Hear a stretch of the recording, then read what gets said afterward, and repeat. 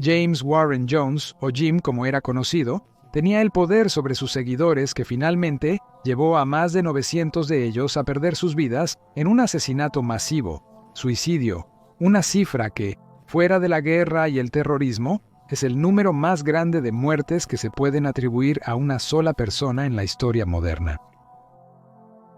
A veces te preguntarás por qué individuos aparentemente inteligentes podrían estar tan atraídos por este hombre que estaban dispuestos a morir por él. Como con la mayoría de los asesinos en serie, todo se originó en su infancia. Echemos un vistazo a la mente de Jim Jones.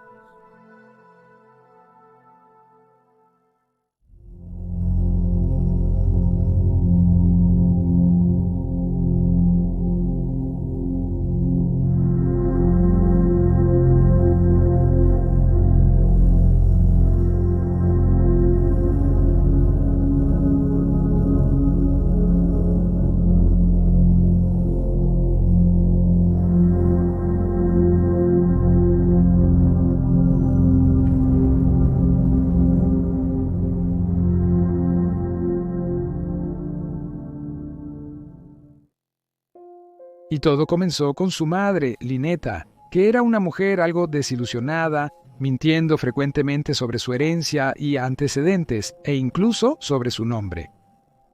En realidad, su nombre era Lynette. También afirmaba que tenía sangre india debido a su coloración oscura, aunque no hay registro de esto.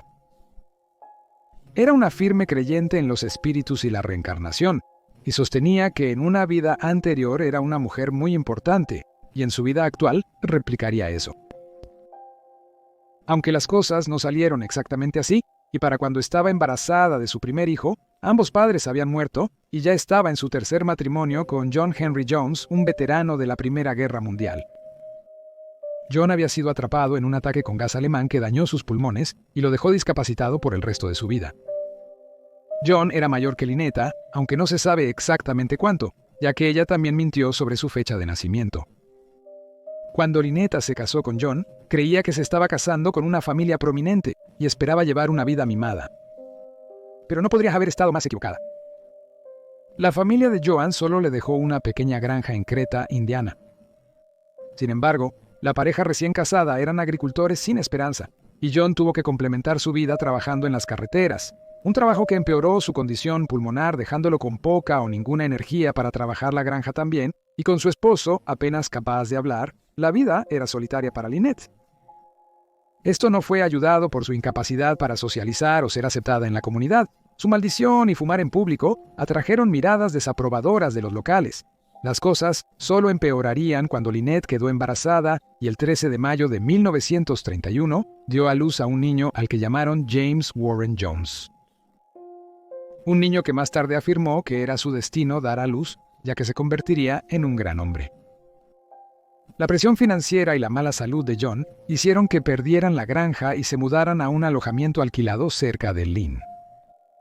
La casa era escasa pero adecuada, y aunque John era bien querido por los locales, Lynette no lo era. Aunque lo que más diferenciaba a la familia de casi todos los demás en la zona era su negativa a asistir a la iglesia los domingos. Y solo era el buen nombre de la familia Jones en su conjunto lo que les impedía ser completamente marginados por la comunidad. Cuando James era pequeño, la familia Jones apoyó económicamente a John y Lynette, pero esto terminó cuando él comenzó la escuela. Entonces, en otoño de 1936, Lynette debió buscar trabajo. La familia vivía de forma sombría. Para entonces, John estaba muy enfermo para trabajar y apenas hablaba, y su esposa trabajaba en una fábrica pero creía merecer algo mejor, lo que aumentaba su creciente resentimiento y frustración sobre cómo había resultado su vida. Pronto se conocieron como la pareja extraña, pero parecía no tan extraño como se estaba volviendo su hijo. Durante su juventud, Jimmy, como se le llamaba, fue descuidado. Su madre no era maternal y su padre estaba muy enfermo para cuidarlo. Jimmy solía vagar por las calles mientras su madre trabajaba y con frecuencia lo dejaba fuera hasta que ella volvía. Afortunadamente, sus tías y la comunidad cuidaban de él y lo alimentaban cuando tenía hambre. Jimmy siempre fue educado y agradecido por su generosidad, forjando un vínculo con las mujeres de la comunidad, quienes querían cuidarlo y protegerlo como a un hijo.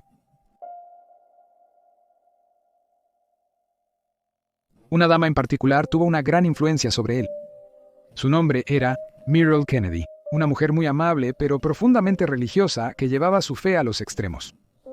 Su esposo era pastor en la iglesia nazarena de Lynn. Los nazarenos eran una secta cristiana con visiones tradicionales que desaprobaba el baile, la bebida y el juramento. Se exige a las mujeres cubrir sus brazos y piernas siempre para evitar despertar deseo en los hombres. Myrtle también era conocida por intentar reclutar a los locales para su iglesia y afirmaba que si se unían, tenían la gloria garantizada en la próxima vida. Jimmy no tenía fe, por lo que ella lo consideraba un candidato ideal para su iglesia. Como Jimmy aceptaba con agradecimiento los pasteles que ella le horneaba, aprovechó para predicarle la palabra de Jesús. En poco tiempo, el pequeño niño asistía a la iglesia todos los domingos, acompañado por Myrtle, y absorbía el idealismo como una esponja. Sin embargo, Jimmy estaba ansioso por aprender sobre otras religiones y comenzó a asistir a los servicios de los metodistas, cuáqueros y discípulos de Cristo, y fue bautizado por aquellos que lo requerían. Esta práctica era desconocida en la comunidad profundamente religiosa de Lynn y solo reforzó para los residentes que Jimmy Jones y su familia eran raros. Aunque Myrtle estaba profundamente herida de que él no estuviera dedicado a los nazarenos, incluso desde sus primeros años, Jimmy pudo justificar sus acciones, y ella creyó cada palabra que él dijo y aún lo adoraba. Durante el resto de su vida, Jimmy mantuvo contacto con Myrtle Kennedy, la mujer que lo introdujo a la religión.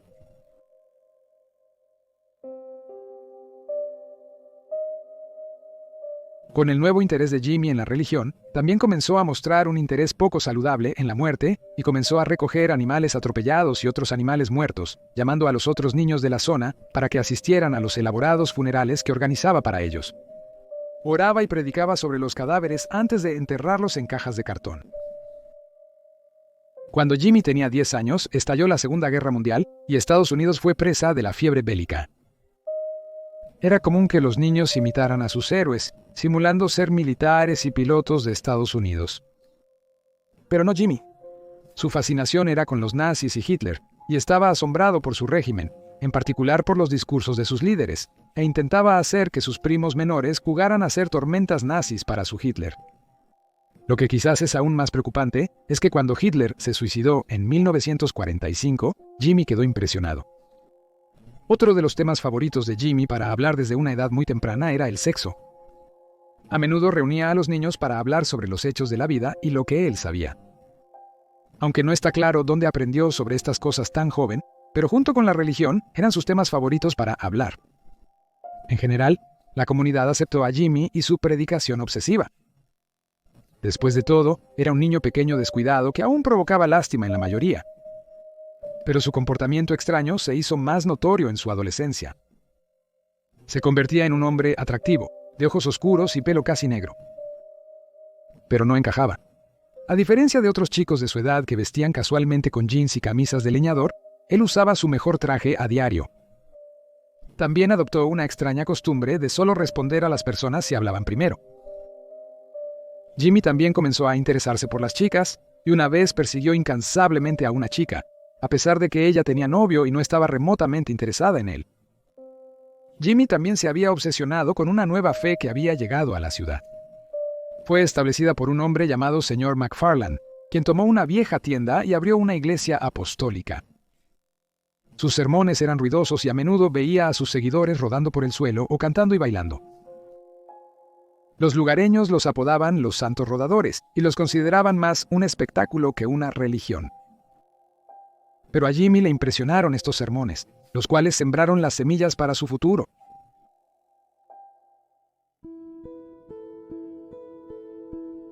En 1948, Lynette dejó a su esposo. Después de 24 años, se mudó a Richmond con Jimmy para estar cerca de su nuevo amante. Jimmy tenía poco amor o compasión por su padre, a quien falsamente acusó de ser violento hacia él y su madre. De hecho, John era un hombre muy enfermo que apenas podía caminar, hablar o reunir la energía para atacar a alguien.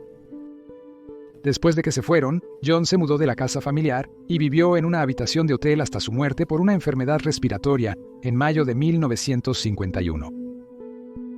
Su esposa e hijo no asistieron a su funeral, pero su amor eterno por Lynetta se exhibió en su lápida, que estaba grabada con su nombre, fecha de nacimiento y muerte en un lado, y el nombre de su esposa y fecha de nacimiento en el otro.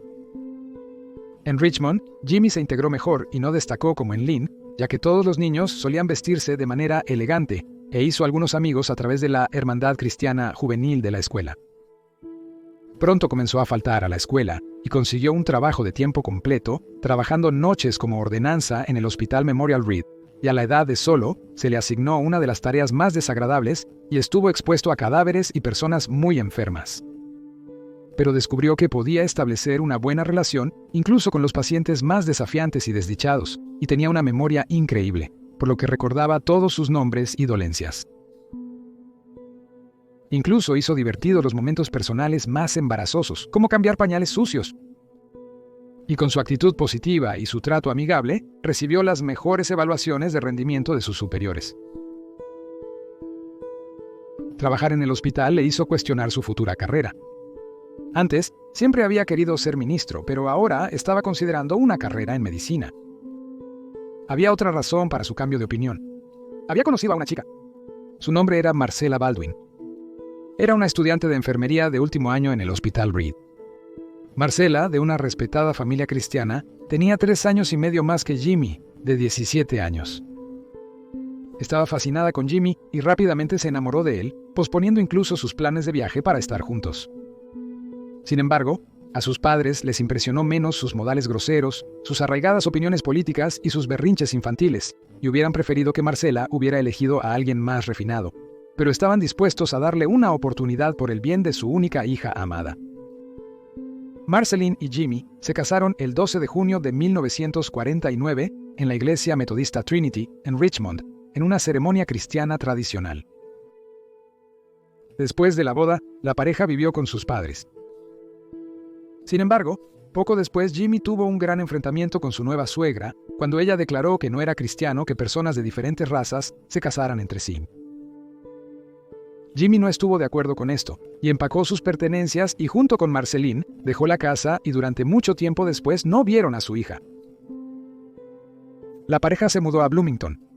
Fue aquí donde Marceline descubrió las verdaderas creencias del hombre con el que se había casado, cuando Jim declaró que no creía en su Dios, el Dios de la Biblia en el que ella había sido criada para creer. La revelación generó constantes conflictos en la pareja. Marceline se había casado con Jim, creyendo que era cristiano, y en un momento incluso consideró divorciarse de él debido a su fe diferente y sus fuertes creencias socialistas, pero su madre le aconsejó que aguantara y tuviera paciencia. Al final, Marceline y Jim se reconciliaron con su familia y se llevaron a Ronnie, el primo de 10 años de Marceline, ya que su madre no podía cuidarlo debido a su inestabilidad. Jim a menudo hablaba de forma inapropiada con el niño, y sabía mucho más de lo que debería sobre temas íntimos para un niño tan joven. A Ronnie le molestaba mucho que Jim hablara mal constantemente de su madre, y cuando la pareja le pidió que los aceptara como sus padres, él se negó, algo que Jim tomó como una traición a su bondad y la de Marceline. Marceline quedó devastada cuando Ronnie rechazó su oferta de adopción, y no pasó mucho tiempo antes de que se volvieran hacia otro niño que Jones había conocido mientras estaba en la iglesia de Somerset. Su nombre era Agnes. A los 11 años ya vivía con los Jones, pero se desconoce cómo llegó allí. Luego de adoptar a Agnes, Jim se sintió nuevamente atraído por la iglesia metodista. Anteriormente, había expresado su desprecio por sus enseñanzas, pero se dio cuenta de que habían cambiado su postura y ahora abrazaban una nueva creencia social formal que apoyaba la elevación de la pobreza, el derecho a la negociación colectiva, la libertad de expresión, la reforma penitenciaria y, lo más importante para Jim, la integración racial. Este nuevo compromiso de la iglesia metodista impulsó a Jim a declarar que tenía la intención de convertirse en un ministro metodista, un movimiento que complació enormemente a su esposa y a su familia. Como parte de su búsqueda para encontrar una iglesia que lo aceptara como pastor estudiante, Jim y su familia comenzaron a asistir a servicios en iglesias negras. A Jim le encantaba este ambiente, y a pesar de ser usualmente la única familia blanca en asistencia, él estaba en su elemento, cantando, bailando y participando en los sermones a menudo táctiles. La familia hizo muchos nuevos amigos y se unió con entusiasmo. A la edad de solo 21 años, Jim fue contratado como pastor estudiantil para la Iglesia Metodista de Somerset en Indianápolis y dio su primer sermón a una pequeña congregación. Para Jim, este fue el comienzo de su sueño. Sin embargo, las cosas no resultaron como Jim esperaba. No tenía control sobre los sermones y no se le permitía predicar agresivamente a la congregación sobre las divisiones sectarias y ayudar a los desafortunados. De hecho, como estudiante no tenía autoridad alguna y estaba frustrado de que los servicios fueran aburridos y restrictivos, y de que extrañaba la adoración espontánea y alegre que había presenciado en las iglesias afroamericanas. Jim se desilusionó tanto que comenzó a asistir a reuniones de avivamiento. De niño, en Lynn, había asistido a ellas y quedó impresionado por la interpretación personal de la religión de los diversos predicadores.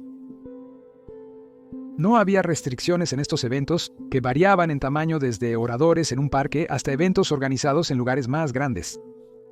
Jim también había presenciado el dinero que podía ganarse de algunos de los predicadores más populares, cuyos seguidores acudían en masa para escucharlos y entregaban libremente el poco dinero que tenían a través de las colectas realizadas en el día. Sin embargo, Jim era inteligente. Sabía que no podía irrumpir y comenzar a predicar en estos eventos. Necesitaba aprender su oficio. Así que comenzó a asistir regularmente a reuniones de oración y servicios de sanación en los pequeños pueblos alrededor de Indiana, Ohio, Illinois y Michigan. Y utilizando su memoria casi fotográfica, anotó lo que funcionaba y lo que no. Descubrió que su mayor atractivo era sanar. Esto implicaba expulsar demonios, curar el cáncer y otras enfermedades, hacer que los ciegos vean y los cojos caminen, ya sea mediante la imposición de manos o apelando en voz alta al Señor. Los mejores sanadores lograban fama y fortuna, y Jim creía poder unirse a ellos.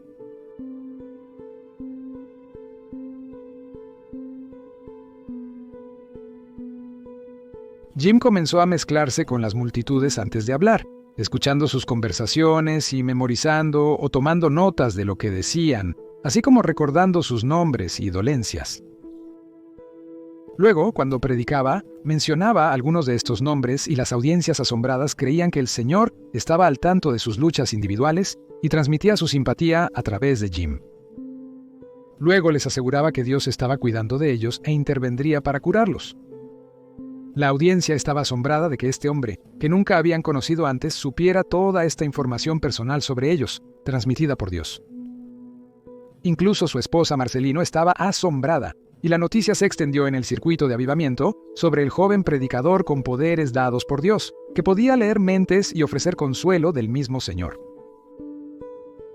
Luego tuvo un avance aún mayor cuando predicaba en Columbus. Le dijo a la congregación que una anciana vestida de blanco lo llamó y le dijo: «Percibo que eres un profeta. Serás escuchado en todo el mundo y esta noche comenzarás tu ministerio». Esa noche, como siempre lo hacía, mencionó los nombres de aquellos a quienes había escuchado a escondidas, y milagrosamente sanaron. O al menos eso pensaban.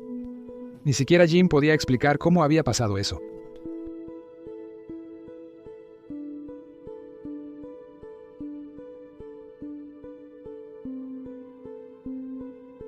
A medida que su popularidad aumentaba, comenzó a integrar en sus discursos de sanación sus propias creencias personales sobre la integración, la guerra y los derechos iguales. Al hacer esto, perdió a parte de su audiencia cristiana blanca, pero a pesar de esto, continuó expresando sus creencias en cada oportunidad. Sin embargo, la creciente popularidad de Jim y sus puntos de vista radicales estaban dificultando su papel en la iglesia Somerset y finalmente lo despidieron. Más tarde afirmó que fue porque quería introducir miembros negros a la congregación. Esto es algo que años después la iglesia negó, alegando que la verdadera razón era que Jim era un mentiroso y un ladrón. Jones visitó la oficina de Ron Haldeman en una zona de tugurios de Indianápolis. Ron era el director del programa de la ciudad interior de la iglesia cuáquera, que ayudaba a la empobrecida población negra de la ciudad. Jones le presentó una propuesta sobre una iglesia que estaba intentando establecer en la zona a la que planeaba llamar Unidad Comunitaria, donde todos eran bienvenidos sin importar el color. Ron quedó tan impresionado con el encanto y entusiasmo de Jones por este proyecto que acordó que Jones podría compartir su oficina y su secretaria sin ningún costo. Así nació la Iglesia de la Unidad Comunitaria. Al principio tenía un seguimiento muy pequeño de principalmente señoras negras mayores, pero a medida que se corrió la voz, la congregación creció lentamente. Jones ofrecía ayuda práctica y consejos para la vida cotidiana, además de predicar la palabra del Señor. Esto no lo ofrecían otras iglesias en la zona. Jones trabajaba extremadamente duro y a veces sus servicios se prolongaban tanto que apenas podía hablar, y la carga de resolver el creciente número de problemas cotidianos que su congregación le pedía que ayudara era agotadora, y no estaba ganando dinero ya que sus seguidores eran algunas de las personas más pobres en los Estados Unidos, por lo que la colecta a menudo era muy ligera. Jim complementaba sus ingresos con trabajos ocasionales y Marceline aún trabajaba a tiempo completo como enfermera.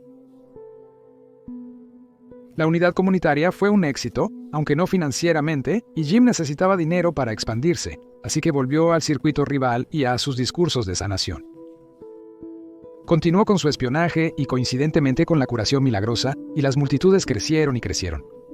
En ciertos sitios se rechazaba a los feligreses. Su popularidad en el circuito de avivamiento atrajo a la gente a la iglesia comunitaria, y ahora tenía seguidores tanto negros como blancos. El objetivo de Jones era convertir a todos sus seguidores al socialismo. Luchaba contra el racismo, defendía las causas de los negros, ayudaba a ancianos, necesitados, drogadictos y prostitutas, y hacía campaña para obtener ayuda del gobierno para alimentar y alojar a los pobres.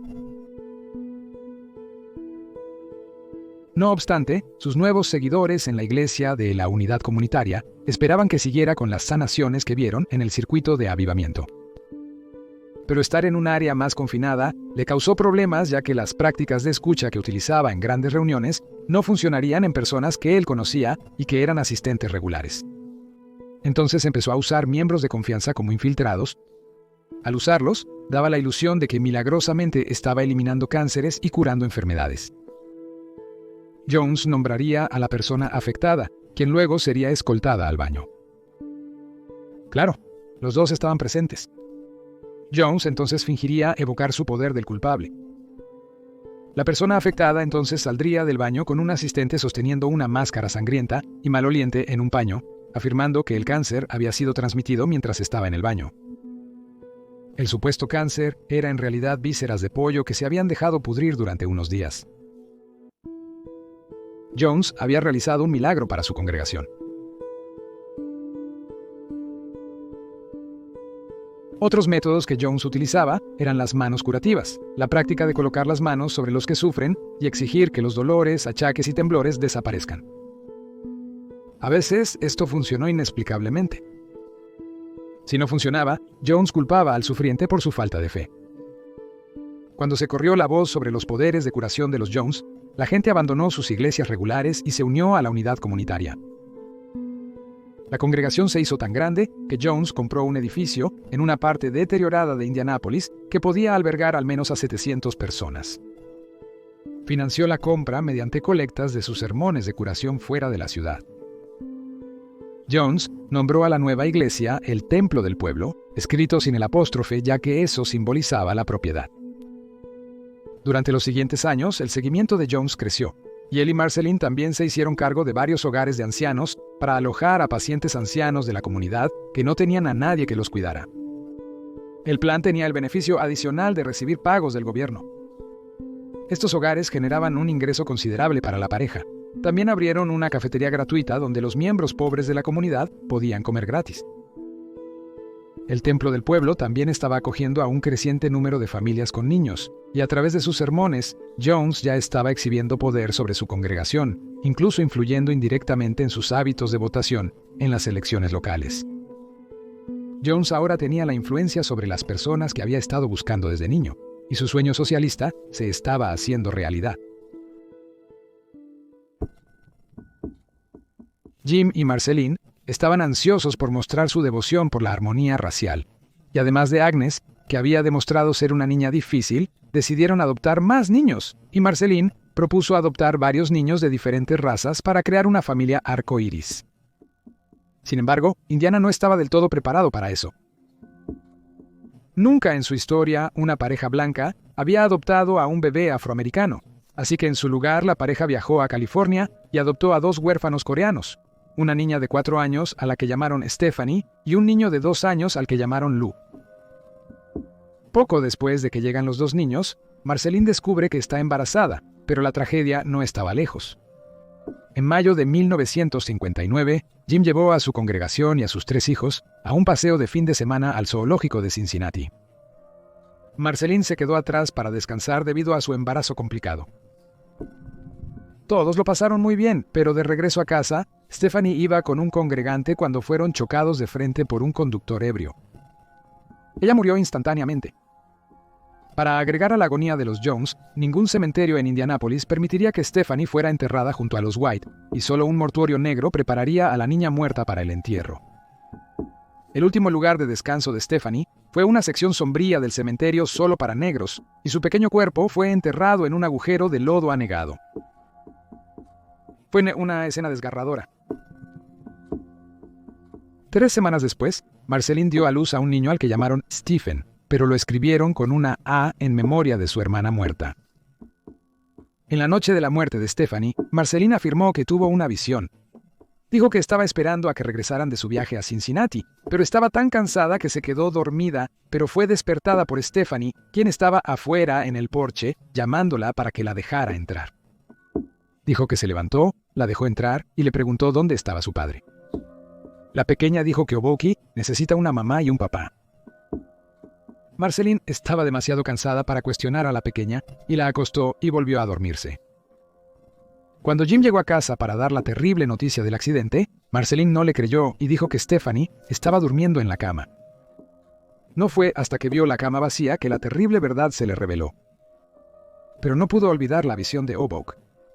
Así que contactó a la agencia de adopción en California y descubrió que Stephanie tenía una hermana mayor llamada Oboki que estaba en un orfanato coreano. La pareja vio la visión de Stephanie como una señal y adoptaron a Oboki y la renombraron Susana. Luego, para completar su familia arcoíris, desafiaron la tradición de Indiana y en 1961 adoptaron a un niño negro, a quien llamaron James Warren Jones, y luego a otro niño blanco al que llamaron Tim.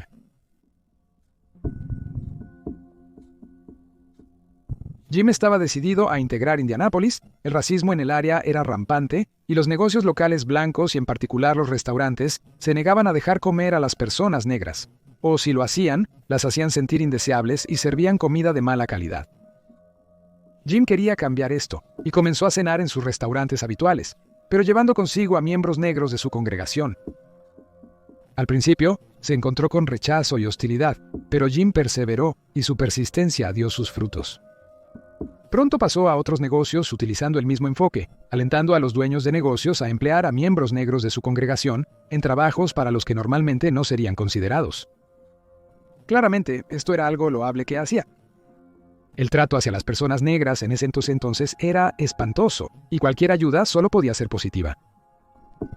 Jim no solo estaba utilizando sus poderes de persuasión para cambiar las políticas de segregación, sino también para ganar cada vez más influencia sobre su congregación y los negocios locales.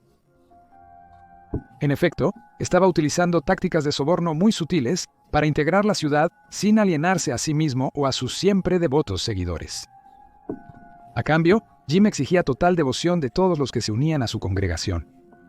Esperaba que estuvieran de acuerdo con todas sus opiniones francas, y desafiarlo era desafiar la palabra de Dios. Jim manipuló a sus seguidores de tal manera que dependían de él en casi todos los aspectos de sus vidas. Pero la naturaleza controladora y la paranoia de Jim comenzaban a manifestarse. Y si alguien abandonaba la congregación, él los bombardeaba con cartas, llamadas telefónicas y visitas para intentar hacerlos regresar, a menudo citando que era la voluntad de Dios que fueran parte del templo. Las opiniones radicales de Jones también atraían amenazas de aquellos que pensaban que estaba yendo demasiado lejos al intentar integrar a todos, y afirmó que había sido amenazado con violencia, aunque se cree que inventó muchas de estas afirmaciones para obtener simpatía de sus seguidores. Su predicación y puntos de vista también estaban cambiando. Comenzó a creer que era la reencarnación de un gran hombre que anteriormente había luchado por la igualdad y la justicia. Y también comenzó a afirmar que pronto América estaría bajo un ataque nuclear y que Indianápolis y todos los que vivían allí serían aniquilados. Los seguidores del templo le creyeron, especialmente porque en ese momento era el apogeo de la Guerra Fría y existía una gran amenaza de un ataque nuclear. En 1962, Jones le dijo a su congregación que iba a viajar a Brasil con su familia y la idea de establecer una nueva ubicación para el templo en un lugar más seguro. Dejó su templo en Indiana bajo el control de sus predicadores asociados. Jones permaneció en Brasil los siguientes 2 años asistiendo a los pobres en las favelas. Pero pronto quedó claro que sin su influencia encantadora, el templo del pueblo en Indiana estaba colapsando. Así decidió volver. Al regresar a Indiana, su seguimiento había disminuido tanto que se mudó a un edificio más pequeño. Este fue el mayor bochorno para Jones. Tras perderlo todo, se vio forzado a regresar al circuito de avivamiento, realizando curaciones milagrosas, lecturas de la mente y profecías radicales. A estas alturas, estaba ignorando cada vez más lo bíblico y enfocándose más en el socialismo. También empezó a compartir sus creencias sobre la reencarnación, sugiriendo que el verdadero Cristo o Dios estaba en la tierra. Y aunque nunca lo declaró abiertamente, insinuó en sus sermones que él era el elegido. También les decía a sus seguidores que el mundo sería engullido por una guerra nuclear el 15 de julio de 1967, y si querían vivir, tenían que mudarse. Finalmente, convenció a unos 90 de sus seguidores más leales para mudarse con él a Redwood Valley, California.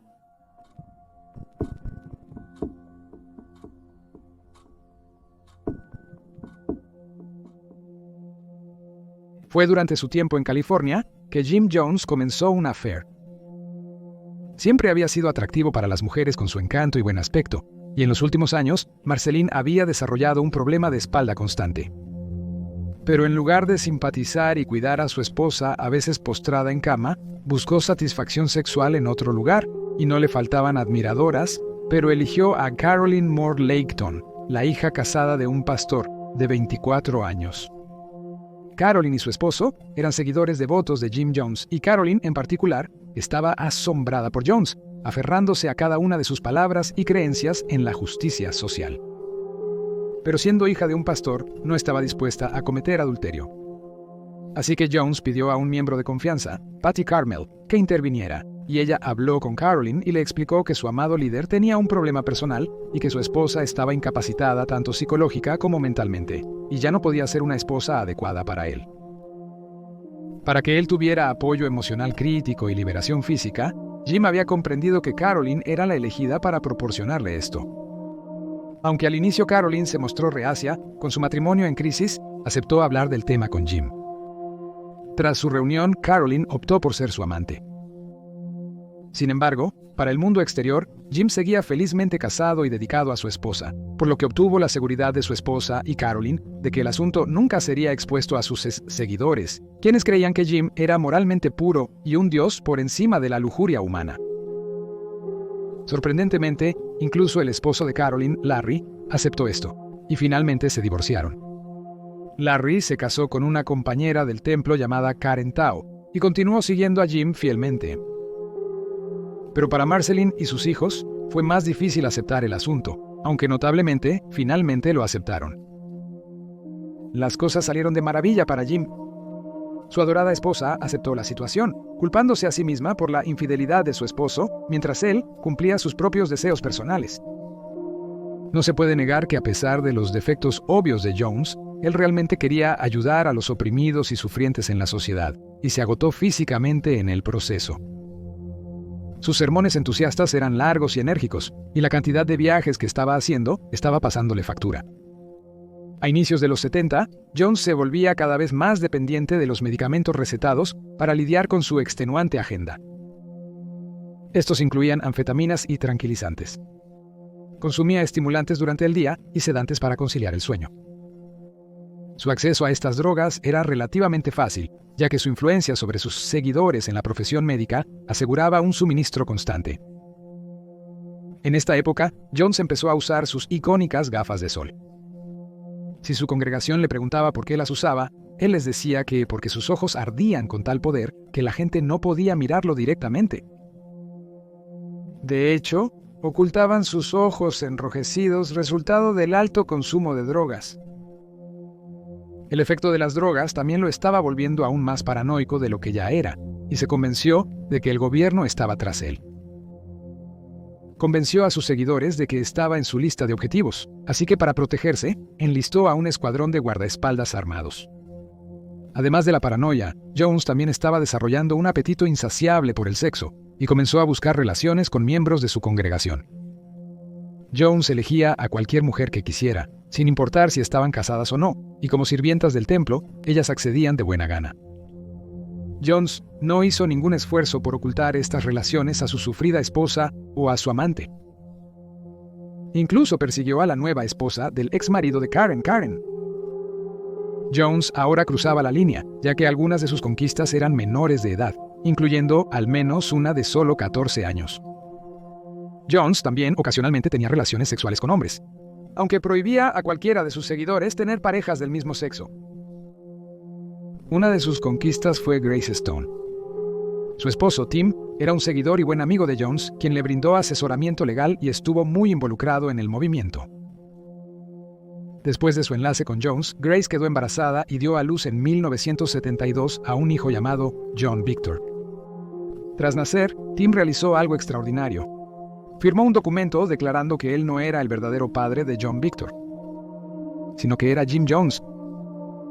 En la declaración jurada, Stone dijo que había suplicado a Jim Jones que tuviera un hijo con su esposa Grace porque él mismo no podía y porque Jim Jones era el ser humano más compasivo, honesto y valiente que el mundo contiene. La declaración jurada firmada por Jones y presenciada por su esposa Marceline ha generado dudas sobre la verdadera paternidad de John Victor hasta el presente. Fue un movimiento que fue instrumental en la tragedia que más tarde se desarrolló en Jonestown y finalmente le costó la vida al pequeño niño. Grace dejó el templo en julio de 1976, pero confió a su hijo al cuidado de varios miembros del templo. Sentía que sería lo mejor para John Victor, y aunque estaba asustada por su propio bienestar, explicó más tarde que no lo estaba por sus hijos. Pero qué muy equivocada estaba. El descubrimiento de que su esposo era el padre del hijo de Grace fue la gota que colmó el vaso para Marceline. Conoció a un hombre y planeaba dejar a Jones.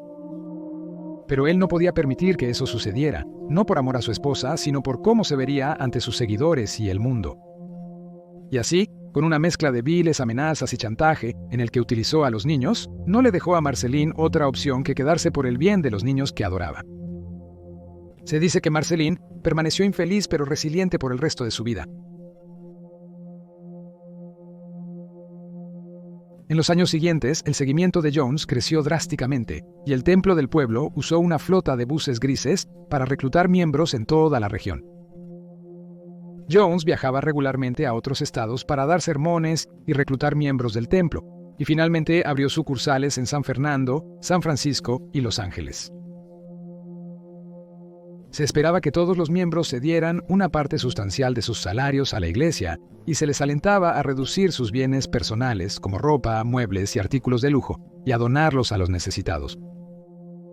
Esta era una forma de demostrar su compromiso con la causa y el propio Jones comenzó a usar ropa de segunda mano en lugar de los trajes elegantes que solía usar. El movimiento generaba cantidades significativas de dinero. Jones estaba vendiendo fotos de sí mismo en Simmons por $5 cada una. Y comprar una garantizaba al dueño inmunidad ante desastres como asaltos, incendios o cáncer. Sin embargo, estas llamadas fotos bendecidas solo protegían al dueño de un desastre, por lo que Jones alentaba a sus seguidores a comprar múltiples fotos para protegerlos de sus miedos individuales. Jones era tan convincente que muchas personas compraban varias fotos a la vez para protegerse de una variedad de eventos y enfermedades. Jones también continuó insistiendo en que estaba siendo amenazado y su vida estaba en peligro, pero esto era solo un truco para una extraordinaria hazaña que planeaba llevar a cabo en su iglesia en Redwood. Jones organizó que alguien le disparara afuera del edificio frente a su congregación. Cuando los disparos resonaron, Jones se desplomó en el pavimento cubierto de sangre en lo que parecía ser un intento de asesinato exitoso. Muchos de sus seguidores estaban convencidos de que estaba muerto, e incluso cuando se levantó y les hizo un gesto de que estaba bien, todavía creían que su gran líder no iba a sobrevivir. Sin embargo, esa noche se anunció que habría un servicio como de costumbre, y cuando los seguidores de la mañana entraron a la iglesia, estaban convencidos de que era para el anuncio de la muerte de Jones. Sin embargo, Jones salió a saltos, declarando un milagro y afirmando haber sido sanado. Luego mostró a la congregación una pequeña marca en su pecho donde había sido disparado. También mostró la camisa ensangrentada que usaba durante el tiroteo. Sus fanáticos estaban extasiados de alegría. Su líder fue salvado por una intervención divina. El incidente fue escenificado, pero sorprendentemente, sus seguidores creyeron que era real, reforzando su creencia de que él era como un dios. Jones también recordaba cada vez más a todos sobre la inevitable guerra nuclear. Esto aumentó en intensidad a raíz del escándalo de Watergate, y Jones comenzó a decirles a sus seguidores que tenía un plan de escape. Hablaba cada vez más sobre dejar América y vivir una vida independiente, viviendo de la tierra en lo que comenzó a describir como tierra prometida. Aunque se desconocía su paradero, Jones tenía una visión para sus seguidores que pronto se haría realidad. Después de años buscando la ubicación perfecta para establecer una colonia del Templo del Pueblo, en 1974, Jones finalmente decidió que Guyana sería el lugar ideal para lo que él llamaría la misión agrícola del Templo del Pueblo. Guyana, en Sudamérica, tenía una población de solo 850,000, compuesta principalmente por negros e indios del este. También era el único país en Sudamérica cuyo idioma nacional era el inglés. Aislado, pero con viajes en barco relativamente fáciles a Estados Unidos. El gobierno guyanés recibió con agrado el proyecto y ofreció prestar equipos del templo para ayudar a construir el asentamiento. De hecho, estaban tan ansiosos por el avance del proyecto que realizaron muy pocas verificaciones sobre Jones y sus actividades en el templo. Si lo hubieran hecho, se habrían dado cuenta de que recientemente había sido arrestado por conducta lasciva en un baño del cine Westlake, donde un oficial de policía fuera de servicio lo había detenido por realizar un acto sexual frente a él. Jones se libró del cargo por una queja médica, pero el arresto seguía registrado y una verificación completa de antecedentes lo habría revelado.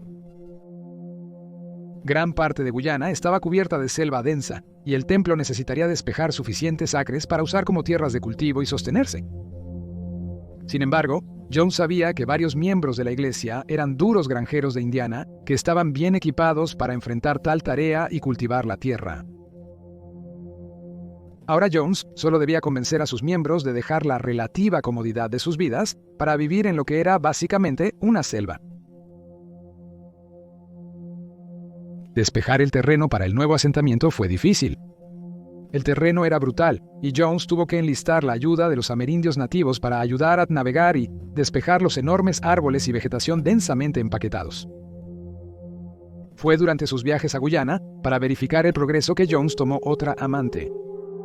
Esta vez fue María Katsaris, una seguidora tímida y obediente del templo. También fue por esta época que su otra amante de mucho tiempo, Caroline, se ausentó del movimiento.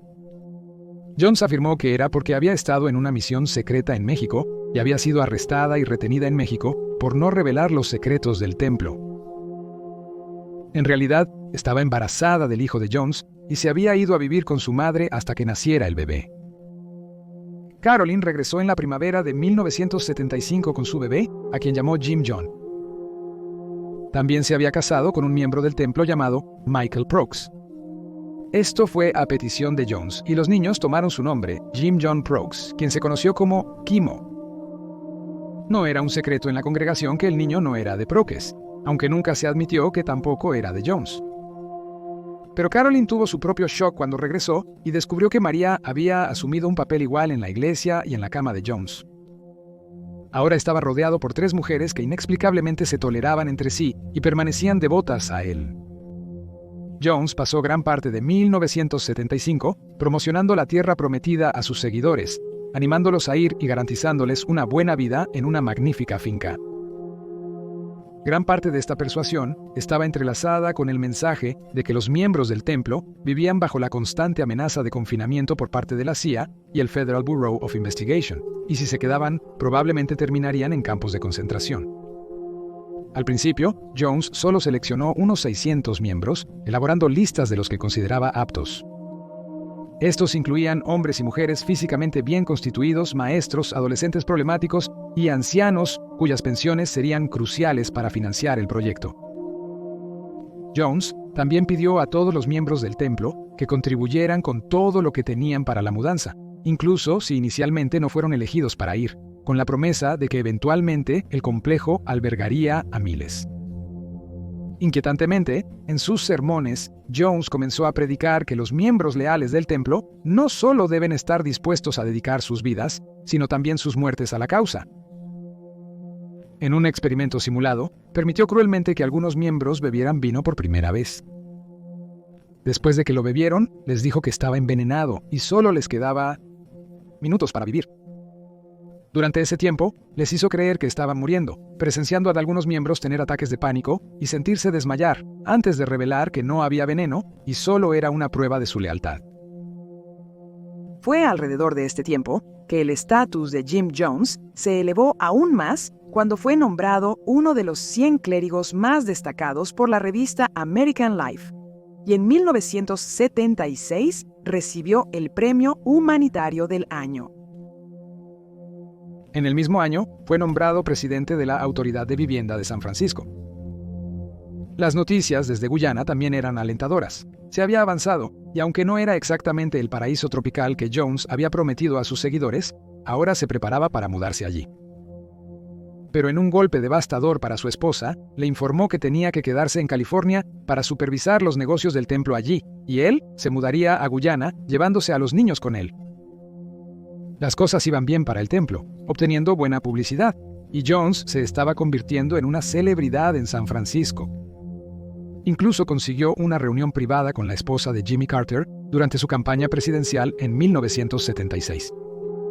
Jones le dijo a su congregación que cuando Jimmy Carter asumió la presidencia, consideró nombrarlo como representante de Estados Unidos, embajador de Guyana. Esto fue una completa fabricación, pero Jones jugó con su vínculo con la primera dama, a menudo presumiendo de su relación. En realidad, su encuentro con él fue solo por cortesía de campaña. Pero en retrospectiva, 1976 fue un buen año para Jim Jones y el Templo del Pueblo. Un pequeño grupo de seguidores se había mudado a Jonestown y las cosas iban bien, pero todo esto estaba a punto de cambiar.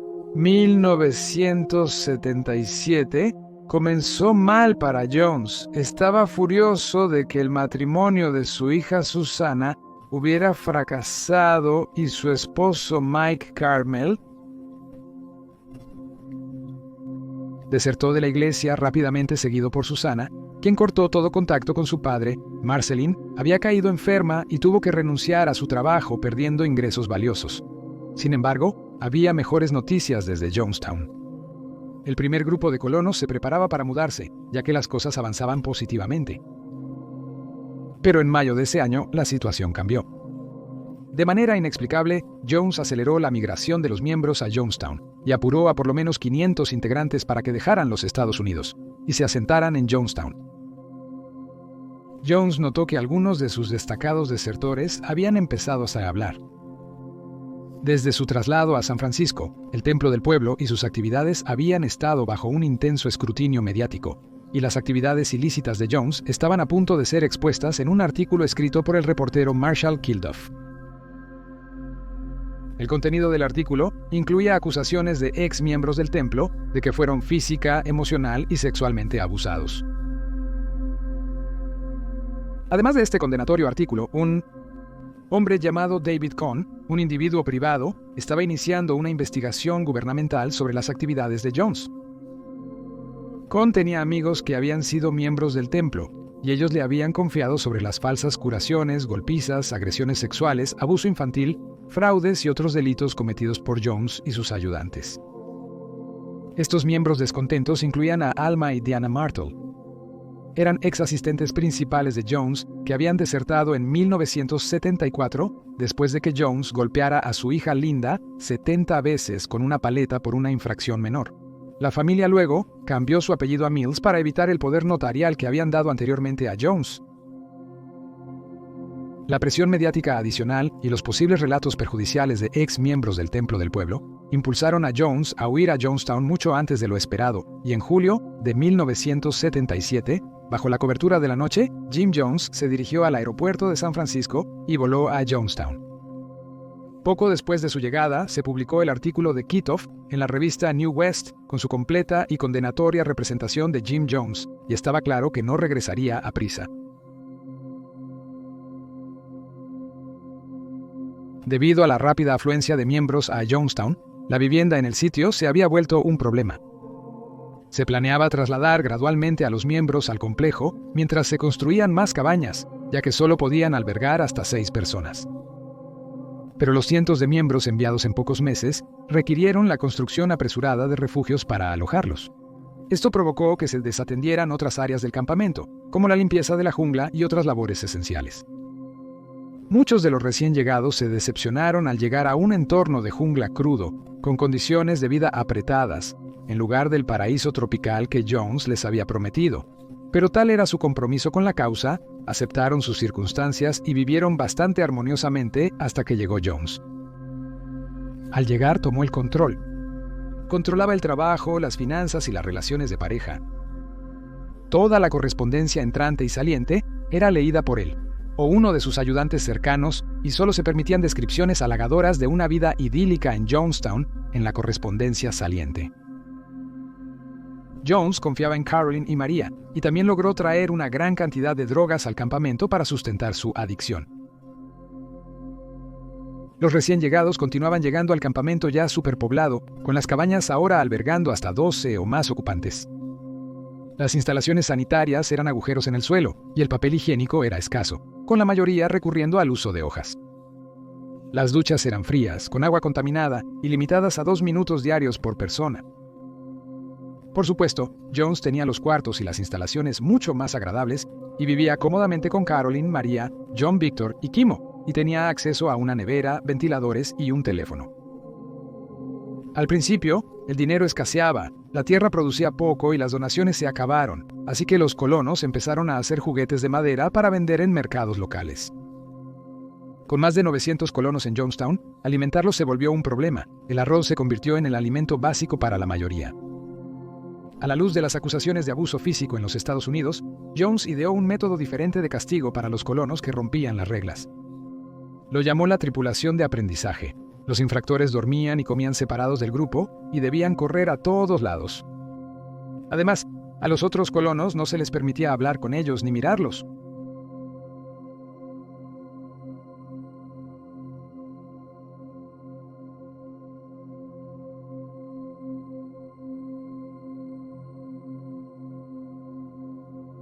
Por las noches, todos los miembros tenían que asistir a reuniones nocturnas, donde Jones predicaba y daba actualizaciones sobre las noticias mundiales, algunas de las cuales inventaba, como afirmar que los líderes militares en el Pentágono habían elaborado planes para matar a los negros y que los miembros del Ku Klux Klan habían alcanzado niveles epidémicos, reforzando que habían tomado la decisión correcta al venir a Jonestown. De vez en cuando podían ver una película. Jones también insistía en que los miembros se quedaran hasta pasadas las 2 de la madrugada, a pesar de que la mayoría estaban agotados de trabajar largas jornadas en los campos bajo el calor opresivo de Guyana. Al día siguiente serían despertados como de costumbre a las 6 de la mañana y enviados de nuevo a trabajar, y no había escapatoria de su líder, ya que tenía un sistema de altavoces que se podía escuchar en todas partes del asentamiento principal. Las cosas también se habían tensado con el gobierno guyanés. Su primer ministro inicialmente había estado contento de que Jones trajera una organización industrial trabajadora a Guyana, pero se había alarmado de cuántos colonos habían llegado en tan poco tiempo. Después de que escuchó la controversia en torno a Jones, después de que había dejado los Estados Unidos, cortó el contacto oficial con él y tuvo que negociar a través de su viceprimer ministro. Este giro de los acontecimientos jugó con la paranoia de Jones y se convenció de que el gobierno guyanés estaba en liga con la CIA y el Federal Bureau of Investigation para conspirar contra él. La creciente frustración de Jones con esta situación llevó a frecuentes desahogos a sus seguidores en sermones y a través de su sistema de altavoces. Esta constante negatividad, junto con el agotador trabajo, la comida limitada y las estrictas reglas, dejó a algunos colonos profundamente infelices e insatisfechos con su nueva vida. Pero encontraron imposible escapar de su situación, ya que Jones estaba a cargo de sus pasaportes y su dinero. A pesar de las terribles condiciones, la mayoría de los seguidores decidieron permanecer en Jonestown.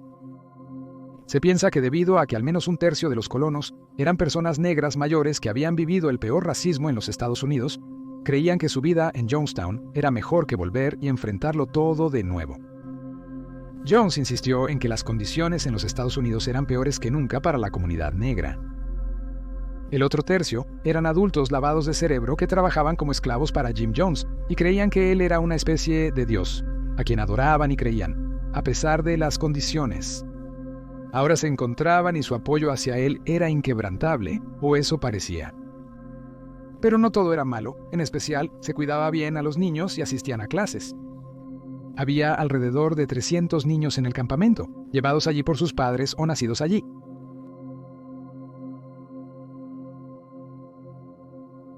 A pesar del control que Jones tenía sobre los 900 seguidores aproximadamente en Jonestown, su huida de los Estados Unidos y el artículo de New West inevitablemente motivó a los exmiembros a hablar.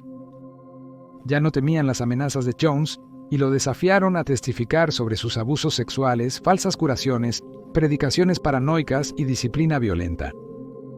Y la prensa comenzó a buscar a más y más exmiembros en un movimiento liderado por Alma y Diana Myrtle. Se dedicaron a rescatar a los miembros de Jonestown, a quienes sospechaban que estaban siendo retenidos allí contra su voluntad. Grace Stowen, quien había entregado a su hijo John Victor a Jones, formaba parte del grupo Parientes Preocupados. El niño estaba ahora atrincherado con el líder en Jonestown. El 18 de abril de 1977, ella fue a la corte en San Francisco para solicitar formalmente la custodia de su hijo, y en noviembre de ese año se le otorgó la custodia física del niño. Pero como él estaba en Jonestown, fuera de la jurisdicción del tribunal estatal, obtener la custodia sería difícil. Pero John Victor no era el único niño que los padres intentaban liberar de Jonestown. Otros también intentaban rescatar a sus hijos que sentían retenidos bajo coacción en el campamento. Incluso el padre de la amante de Jones, María, intentó hacer que su hija se fuera, pero sus intentos de reunirse con ella no salieron bien. Y después de que finalmente se encontró con ella en Guyana, ella fue hostil hacia él, acusándolo más tarde de abuso físico y sexual. Ambos eran falsos y sugeridos por Jones para hacer que su padre se retirara. Sin embargo, tuvo el efecto contrario y el padre de María se volvió aún más decidido a exponer a Jones y las prácticas del templo del pueblo. Jones enfrentó otro problema a finales de 1977. Marceline, la esposa de su esposo, agotada por defenderlo en los Estados Unidos, voló a Guyana para reunirse con él. Pero para Marceline no fue el reencuentro con su esposo que esperaba. Lo encontró conviviendo con sus dos amantes en una cabaña de lujo, mientras ella era desterrada a una pequeña cabaña en el complejo. Un poco superior a la competencia, pero no lujosa. Pero como siempre, aceptó la situación y aún así realizaba visitas frecuentes a los Estados Unidos para defender a su esposo y a la iglesia. Sin embargo, no era tonta y comenzó a mover dinero a diferentes cuentas para proteger a sus hijos si alguna vez querían salir de Jonestown. Al parecer, John se enteró de esto, pero decidió no actuar contra su esposa.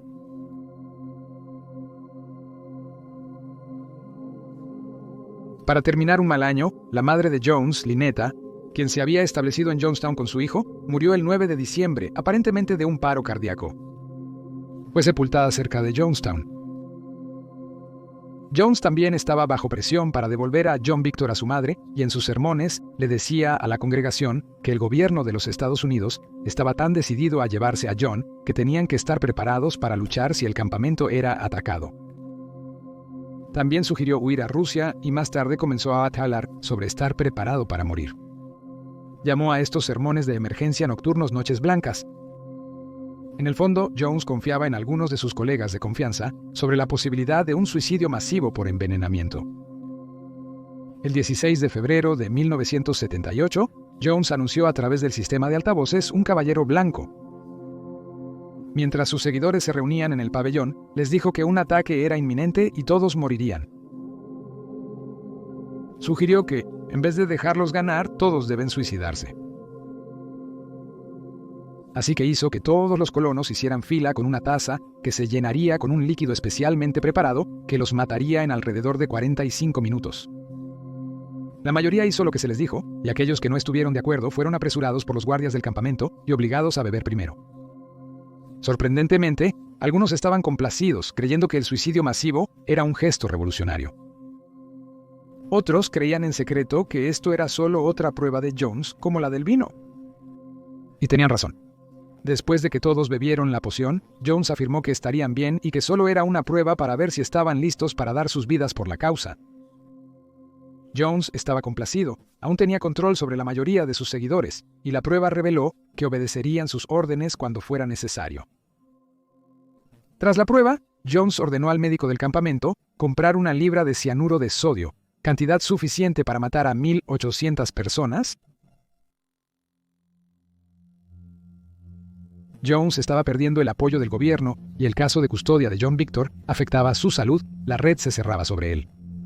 Su dependencia a las drogas aumentaba y algunos días quedaba totalmente incapacitado tras sedarse hasta el sonambulismo. El único momento en que se mantenía lúcido y aparentemente libre de drogas era cuando esperaba visitas de funcionarios guyaneses o diplomáticos estadounidenses que estaban cada vez más preocupados por la operación en Jonestown. En mayo de 1978, Jones recibió otro golpe cuando Debbie Layton, una de sus seguidoras más confiables, desertó de Jonestown. Debbie viajaba a Georgetown con los niños del templo para un intercambio cultural. Pero se separó del grupo, fue a la embajada de los Estados Unidos y solicitó protección y ayuda para volver a América. Debbie firmó una declaración afirmando que Jones planeaba un suicidio masivo en Jonestown y huyó de Guyana en un avión hacia Nueva York. Debbie dejó atrás a su madre Lisa, enferma de cáncer, con quien había llegado a Jonestown en diciembre de 1977. Pero pronto Debbie notó las grietas en la fachada de Jim Jones. Esto se reforzó cuando le quitaron el medicamento para el cáncer de su madre tan pronto como llegó a Jonestown. La familia Layton estuvo muy involucrada en el templo del pueblo tras la deserción de Debbie. Jim Jones ordenó a su hermano Larry, quien estaba en California, que llegara a Jonestown lo antes posible. Cuando Larry llegó, se enteró de la deserción de su hermana y de que su madre Lisa estaba muriendo de cáncer. Larry jugaría un rol crucial en la inminente masacre.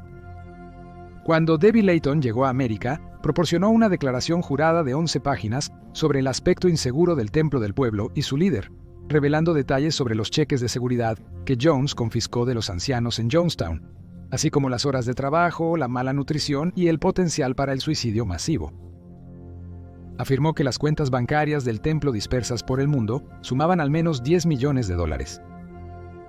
Las revelaciones ocuparon los titulares de los periódicos de Estados Unidos, pero notablemente, Lisa y Larry Layton salieron en apoyo de Jones en lugar de Debbie.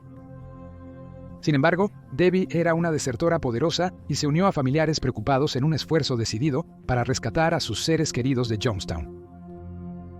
Después de la deserción de Debbie, la paranoia de Jones se disparó y solo confiaba en unos pocos elegidos en el campamento. Estos incluían a su esposa y sus 2 amantes, Carolyn y Maria. Pero también se estaba acercando cada vez más a su enfermera, Annie Moore, quien era la hermana menor de Carolyn. Annie estaba dedicada a Jones y pasaba mucho de su tiempo a su lado, cuidándolo y administrándole medicamentos a pedido, y se volvió muy protectora de él y ahora era su compañera casi constante. Pero aunque ella no flaqueaba en su apoyo a Jones, otros no lo hacían, incluyendo a sus propios hijos adultos, y Jones buscaba controlar a algunos de sus seguidores más objetables drogándolos. Annie se aseguraría de sedarlos para mantenerlos en silencio y prevenir deserciones o que expresaran sus inquietudes a otros seguidores. Serían sujetados por la seguridad de Jonestown e inyectados antes de ser mantenidos en lo que se llamaba la Unidad de Cuidado Extendido. A medida que algunos de los colonos se desanimaban cada vez más, Jones pensó que jugaría una carta fuerte para recuperarlos y ganar algo de simpatía. El 8 de agosto de 1978, Jones anunció por altavoz que tenía cáncer de pulmón terminal y su objetivo era vivir lo suficiente para entregar el liderazgo a un nuevo líder. También le dijo a la congregación que estaba sufriendo y que su ya limitada esperanza de vida se reduciría aún más si alguien en Jonestown hacía algo hiriente. Jones también explicó que a pesar de todas las curaciones que había logrado, ahora había olvidado cómo curarse a sí mismo. El anuncio horrorizó a la mayoría de sus seguidores y a pesar de que el diagnóstico era completamente falso, algo que un médico confirmó más tarde, Jones mantuvo la fachada e incluso sus hijos creían que estaba muriendo de cáncer, y cualquier contratiempo podría acortar aún más su vida. El anuncio pudo haber aliviado la tensión en el campamento, pero en los Estados Unidos la presión aumentaba para que se investigara Jonestown, debido a los numerosos informes de abusos y violaciones de los derechos humanos. El hombre que se puso al frente fue el congresista californiano Leo Ryan. Ryan tenía un interés personal en el Templo del Pueblo, ya que era amigo del padre del ex miembro del templo, Bob Houston, cuyo cuerpo mutilado fue encontrado cerca de las vías del tren el 5 de octubre de 1976. 3 días después de que surgiera una conversación telefónica intervenida en la que Houston discutía con su ex esposa sobre abandonar el Templo del Pueblo, y aunque nunca se había demostrado nada, su muerte inesperada, junto con la de unos 8 ex miembros del templo, ha sido vinculada al movimiento. Ryan también estaba al tanto de la batalla por la custodia entre el líder de un grupo de familiares preocupados, Timothy Stowen, y Jones. Así que decidió ir y ver por sí mismo lo que estaba sucediendo en Jonestown. El 1 de noviembre de 1978, Ryan anunció que visitaría Jonestown como parte de una investigación del gobierno. El grupo inicialmente iba a consistir en la prensa y algunos miembros del personal de Ryan, pero una vez que los medios se enteraron del viaje, el séquito se infló para incluir, entre otros, a familiares preocupados de los miembros del templo. El 14 de noviembre de 1978, Ryan viajó a Guyana con 17 familiares de miembros del Templo del Pueblo, incluyendo a Tim y Grace Stowen, así como varios reporteros de periódicos y un equipo de televisión de National Broadcasting Company. Cuando Jim Jones se enteró de la visita, su asesor legal intentó imponer condiciones restrictivas a la visita. También solicitó asistencia al gobierno guyanés, que estaba igual de insatisfecho con la visita. Pero Ryan estaba decidido y declaró que él era no. Jones se enfureció al descubrir que Grace y Tim formaban parte del séquito de Ryan, del cual había sido informado de todos sus miembros. No había manera de que les permitiera poner un pie en Jonestown. Durante 3 días, Ryan continuó negociando con el abogado de Jones y mantuvo reuniones apresuradas con personal de la embajada y funcionarios guyaneses para intentar obtener acceso a Jonestown. Pero Jim era inflexible, no quería visitantes, y se encerró en su cabaña comunicándose solo por teléfono. Pero Ryan no se rendía y visitó la sede del templo en la Hama Garden, Georgetown, donde pidió hablar con Jones por radio. Sharon Amos, la miembro del templo de mayor rango presente, le dijo a Ryan que no podía, porque su visita no estaba programada. Pero cuando Ryan notó que en la sede del templo no parecía haber ninguna imagen religiosa ni se observaba oración, se cuestionó si el Templo del Pueblo era una iglesia en absoluto. Al volver a Washington, investigaría si el Templo del Pueblo merecía su actual estatus de exención fiscal. Esta amenaza fallida fue comunicada a Jones, y él comenzó a discutir la posibilidad de una visita restringida de Ryan. Después de que Marceline intervino atípicamente para salvar lo que habían construido durante años, Jones accedió a que Ryan podía visitar.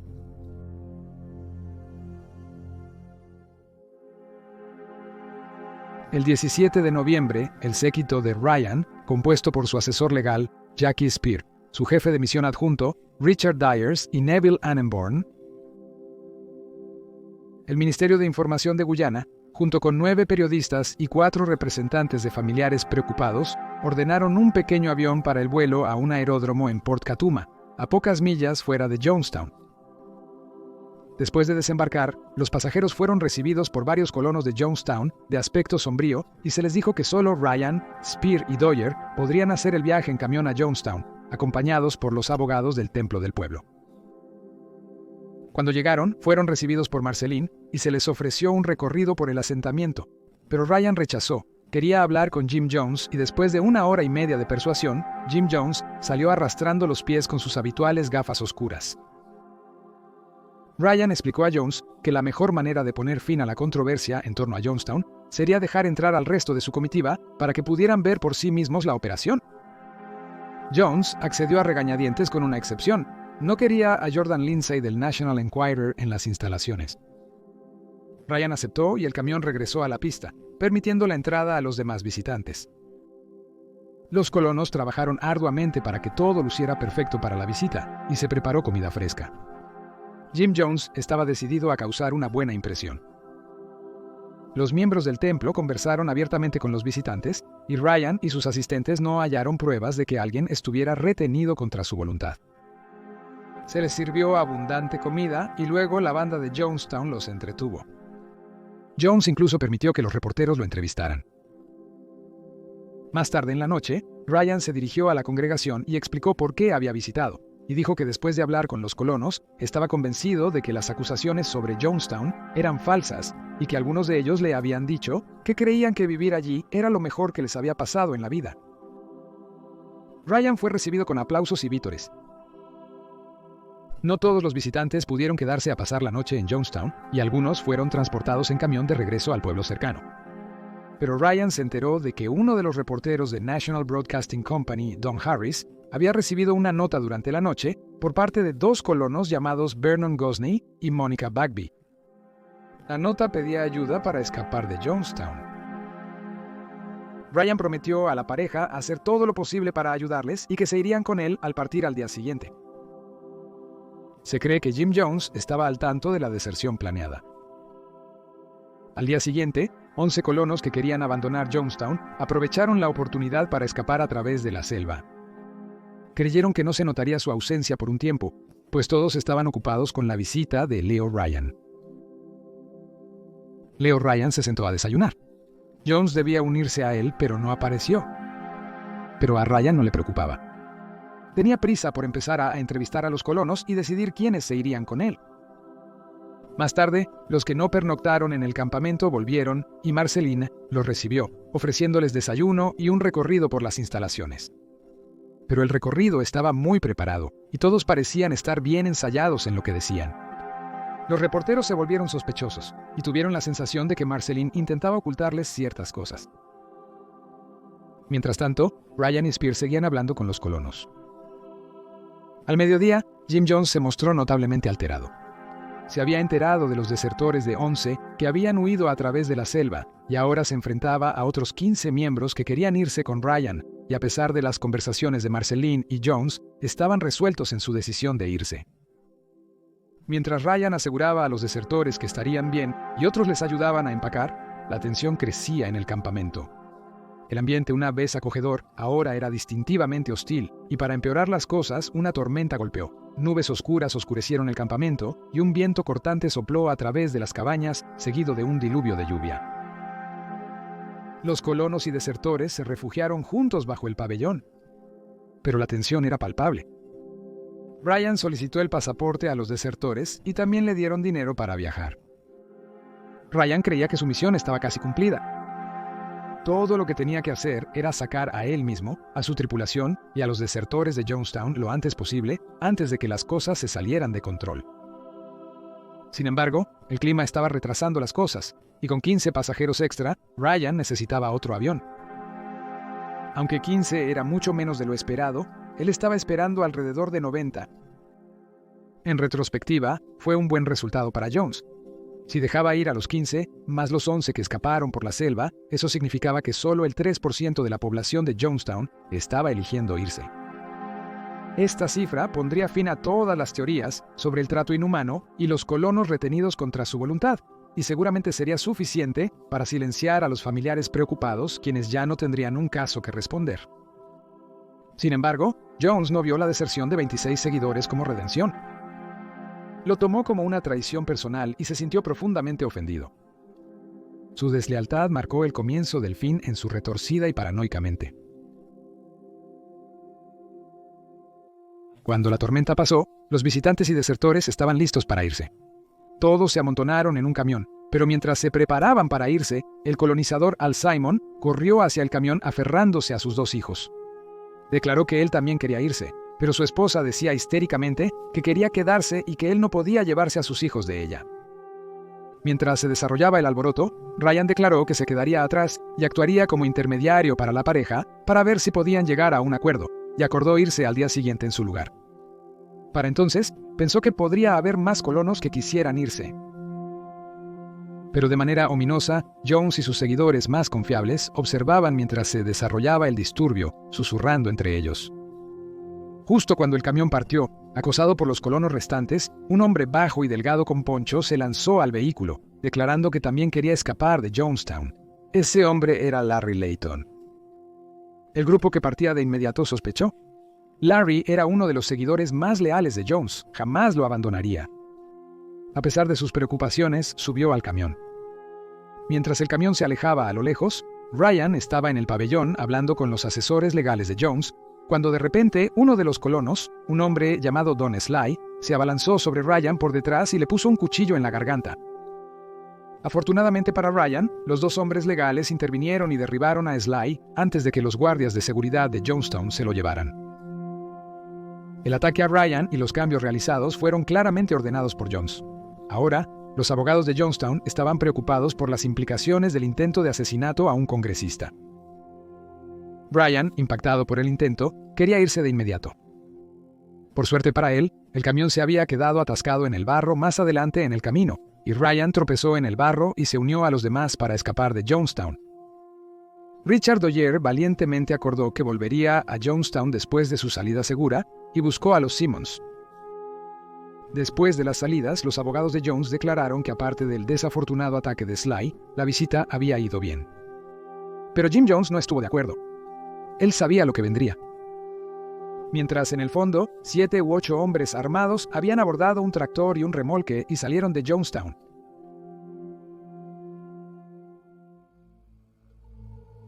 Poco después de que los hombres armados salieron de Jonestown, Jim Jones llamó por teléfono a su hijo Jimmy, quien estaba en Georgetown con sus hermanos Stephen y Tim y el equipo de béisbol de Jonestown. Jimmy recibió la llamada en la sede del templo en los jardines La Ama. Su padre dijo: «Vas a conocer al señor Fraser». Esto era un código para todos van a morir. Sharon Amos, una de las seguidoras más devotas de Jones, también estaba en la sede y estaba al tanto del plan, y Jimmy temía que ella transmitiera el mensaje a la oficina del templo en San Francisco. Jimmy y sus hermanos, desesperados, intentaron hacer cambiar de opinión a su padre. Stephen pidió al entrenador Lee Ingram que enviara un mensaje por radio a la oficina de San Francisco para que no hicieran nada hasta tener noticias suyas. Los dos hermanos salieron apresurados a pedir ayuda. Mientras tanto, el camión que llevaba a Ryan y a los desertores llegó a la pista de aterrizaje de Port Kaituma, esperando abordar su avión. Pero extrañamente, no había aviones esperando. Al final, llegaron 2 aviones, pero no tenían suficiente capacidad para acomodar a todos los pasajeros. Así, se decidió que los desertores y el equipo de medios deberían irse. Antes de abordar, los medios pidieron una última entrevista. Pero mientras la entrevista concluía y los pasajeros estaban abordando, el tractor y el remolque que habían seguido al grupo desde Jonestown comenzaron a moverse por la pista hacia ellos. Como se sospechaba, Larry Layton era un infiltrado. Sacó un arma y disparó. Después, los hombres del camión de remolque dispararon, hiriendo o matando a varias personas. Luego, los hombres regresaron tranquilos a su tractor y se fueron. Asombrosamente, 4 soldados guyaneses armados que se encontraban cerca decidieron no intervenir y solo se quedaron observando cómo se desarrollaba la terrible escena. Los primeros segundos del tiroteo fueron capturados en video, grabación de video ingeniero por el camarógrafo de National Broadcasting Company, Bob Brown, antes de que él fuera asesinado, junto con Greg Robinson, Don Harris y la desertora del templo Patricia Parks. Leo Ryan fue asesinado al instante, le dispararon más de 20 veces en el ataque dirigido.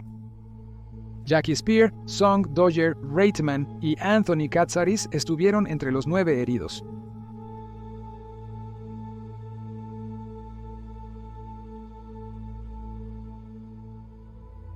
De vuelta en Jonestown, el hijo de Jim Jones, Lou, anunció una reunión. No había urgencia en su anuncio, y los miembros del templo no tenían prisa por llegar al pabellón. Pero al llegar, Jones y sus asesores más cercanos mantenían conversaciones tensas, con guardias armados merodeando el perímetro del campamento. Desconocido para la mayoría de la congregación, desde la partida de Ryan, los ayudantes habían comenzado a preparar una gran tina de metal con sabor a uva, envenenada con Valium, cloralhidrato, cianuro y Phenergan.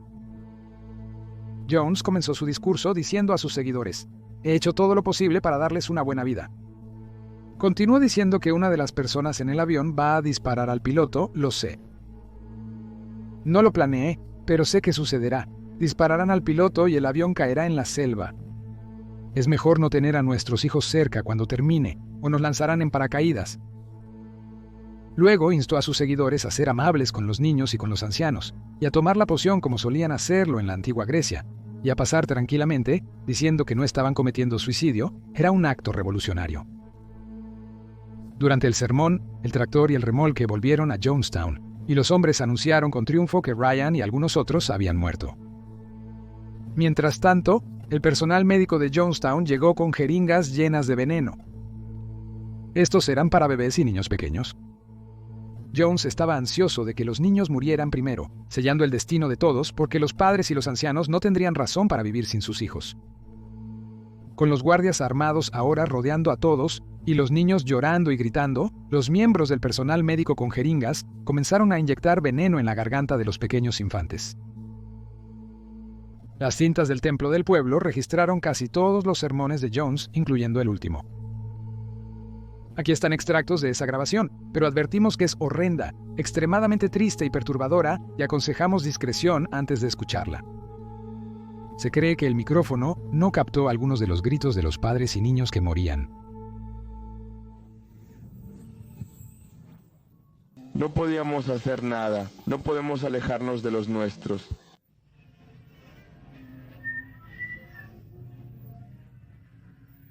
Durante años en un viejo asilo de ancianos en ruinas.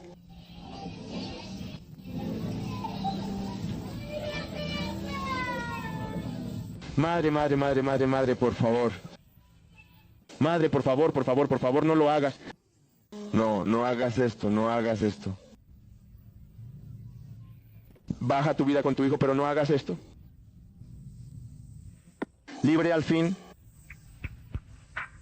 Por favor, mantén tus emociones bajo control, no dolerá. Si estás tranquilo.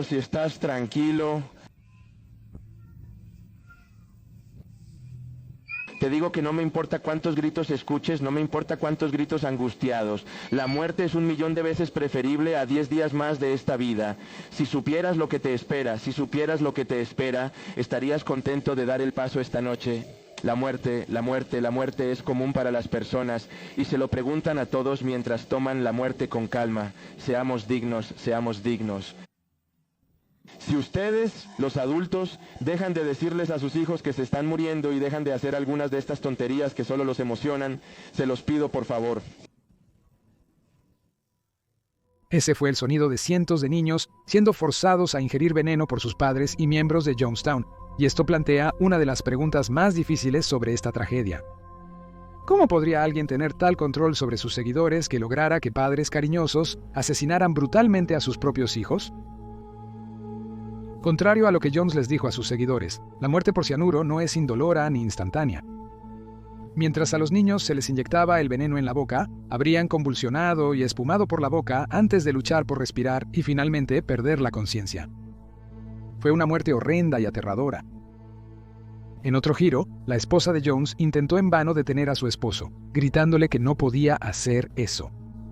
Jones, sabiendo que Marceline vivía por sus hijos, la hizo creer que sus 3 hijos, que acompañaban al equipo de baloncesto en Georgetown, también habían seguido sus instrucciones y estaban muertos o a punto de morir. Marceline no querría vivir sin sus hijos. Sus 3 hijos intentaban desesperadamente detener la tragedia sin que ella lo supiera, pero no habían podido obtener ayuda de los Estados Unidos, embajada en Georgetown, tras enterarse los guardias del tiroteo en la pista de aterrizaje.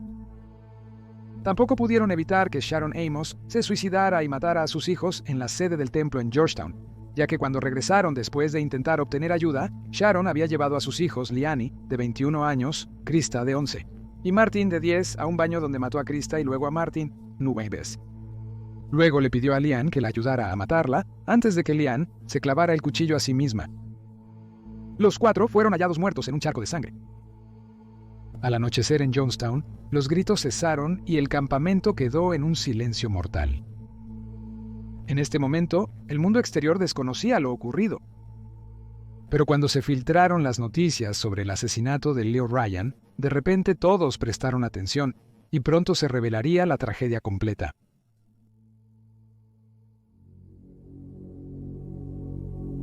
El 19 de noviembre de 1978, las tropas de la Fuerza de Defensa de Guyana ingresaron a Jonestown. La escena era horrorosa, con cuerpos por doquier, pero entre la carnicería una anciana tambaleaba. Se llamaba Hyacinth Thrash y tenía 76 años.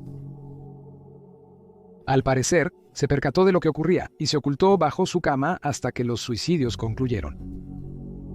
A menudo se dice que Hyacinth es la única superviviente de Jonestown, aunque un informe de prensa temprano dijo que se encontró a una segunda persona viva, un Grover Cleveland Davis de 79 años.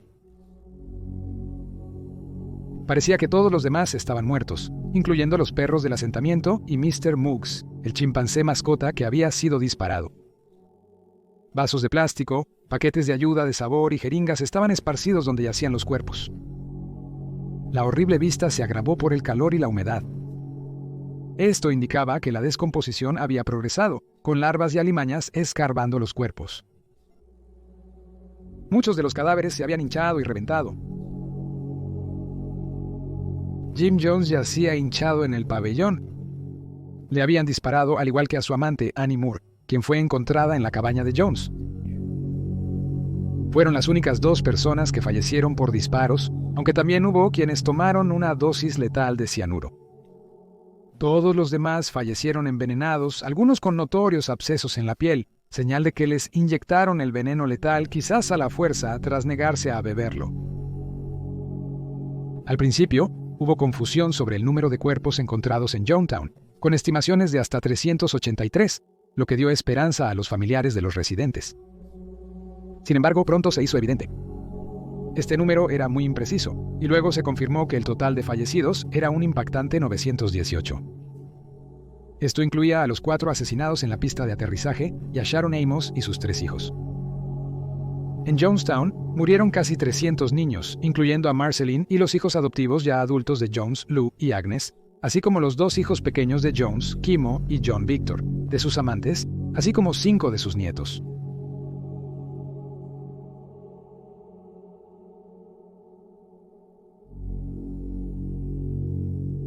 Además de Hyacinth Thrash, solo 87 miembros originales de Jonestown sobrevivieron a la atrocidad por varias razones. Estos incluyeron a 3 miembros que huyeron a la selva el día del suicidio, 16 desertores incluyendo al traidor Larry Lawson, 11 que huyeron a la selva la mañana del 18 de noviembre, 3 colonos que estaban fuera del campamento consiguiendo suministros y los varios miembros incluyendo a los 3 hijos de Jones que estaban en Georgetown en el momento del suicidio. Los testigos más importantes de la tragedia que sobrevivieron fueron Tim Carter, su hermano Michael y Mike Brooks, quienes estaban en Jonestown cuando se dio la instrucción de suicidio. Por suerte para ellos, el liderazgo de Jonestown los había enviado a llevar dinero a la embajada soviética en Georgetown durante la tragedia. Y Tim Carter realmente presenció a su esposa e hijo morir al ingerir el veneno. A estos 3 se les pidió identificar a los residentes de Jonestown. Lamentablemente, debido a la descomposición y registros dentales limitados o inexistentes, más de 409 nunca fueron identificados. Muchos de estos eran bebés y niños. En las secuelas de la tragedia, se encontraron cuadernos que indicaban que algunos miembros sí murieron voluntariamente por la causa, aunque crucialmente muchos no lo hicieron. También se encontraron montones de cartas, documentos y grabaciones, todo lo cual tuvo que ser revisado minuciosamente para intentar entender qué causó la muerte de más de 900 personas. También se recuperaron armas y un montón de dinero del sitio, así como paquetes de cheques de seguridad social sin cobrar. Tras investigaciones adicionales, se hallaron cerca de $7 millones ocultos en bancos extranjeros. Prokes y los hermanos Carter fueron puestos bajo custodia protectora y luego liberados en Georgetown. Pero Jonestown cobró otra víctima unos meses después cuando Michael Prokes convocó una conferencia de prensa el 13 de marzo de 1979 a la que invitó a 8 reporteros. Después de leer una declaración, Prokes se suicidó, fue al baño y se disparó en la cabeza con un revólver Smith Wesson 38. 912 de los 918 muertos, incluido el mismo Jones, fueron recogidos por el ejército de los Estados Unidos en Guyana, luego transportados por avión de carga militar a la base de la Fuerza Aérea Dover en Delaware. El último envío de cuerpos llegó temprano, en la mañana del 27 de noviembre de 1978, y la morgue de la base se encargó de tomar las huellas dactilares, identificar y procesar los cuerpos. Larry Layton, quien disparó contra varias personas en el aeropuerto de Port Katsuma, fue inicialmente declarado inocente de intento de asesinato en un tribunal de Guyana. Alegó que estaba lavado de cerebro. Tras ser deportado a Estados Unidos, fue condenado por conspiración y por instigar el asesinato de Ryan y el intento de asesinato de Doyer. Layton fue liberado bajo palabra en 2002 y es el único considerado criminalmente responsable de los sucesos en Jonestown. A mediados de febrero de 1980, Al y Janie Mills, anteriormente Diana y Alma Myrtle, cofundadores de Los Parientes Preocupados y su hija, fueron disparados y asesinados al estilo de una ejecución en su casa de California. Se sospechaba que Eddie Mills, hijo de Al y Ginny, estaba involucrado, pero no se le acusó formalmente. El caso sigue sin resolverse. Más de 400 cuerpos de los fallecidos en Jonestown yacen en una fosa común en el cementerio Evergreen, en Oakland, California. Se ha erigido un memorial para ellos en el cementerio. Jim Jones fue cremado y sus cenizas fueron esparcidas en el mar. Después de la tragedia, el complejo en Jonestown fue atendido por el gobierno guyanés. Luego, el gobierno permitió su reocupación por refugiados Hmong de Laos durante algunos años, a principios de los 1980. Los edificios fueron mayormente destruidos por un incendio a mediados de los 80, tras lo cual las ruinas fueron abandonadas para deteriorarse y ser reclamadas por la selva. En 1998, Jim Jones Jr., el hijo adoptivo del líder de la secta, revisó el sitio con un equipo de noticias y encontró los restos oxidados de un barril de petróleo cerca de la antigua entrada al pabellón. Jim reconoció inmediatamente el barril como el que se usaba para mezclar las bebidas durante los ejercicios del Caballero Blanco y que él creía que se usó para contener la mezcla de bebida de veneno y ponche de uva durante la noche del 18 de noviembre, 1978. En el año 2003, el sitio fue limpiado por un equipo de televisión que grababa un especial para el 25º aniversario del evento, y descubrieron un molino Casabana en pie, los restos de un tractor. Se especula que es el mismo tractor utilizado por los tiradores de la pista de aterrizaje, un generador, un archivador, un camión volcado cerca del sitio de la casa de Jones, una bomba de combustible y otros artículos misceláneos más pequeños.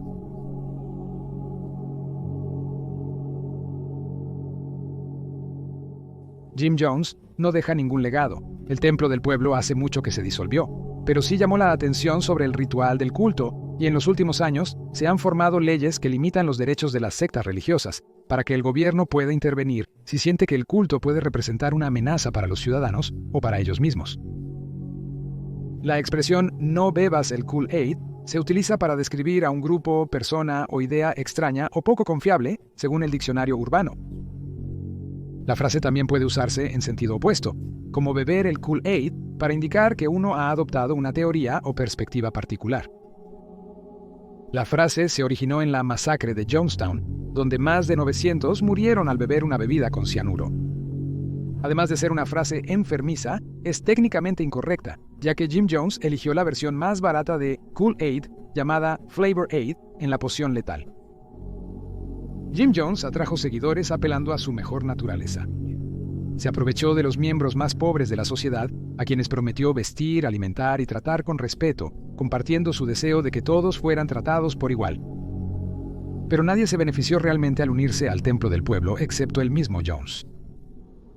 Y la mayoría de los miembros sacrificaron todas sus posesiones y dinero para luchar por la causa que finalmente les costaría la vida.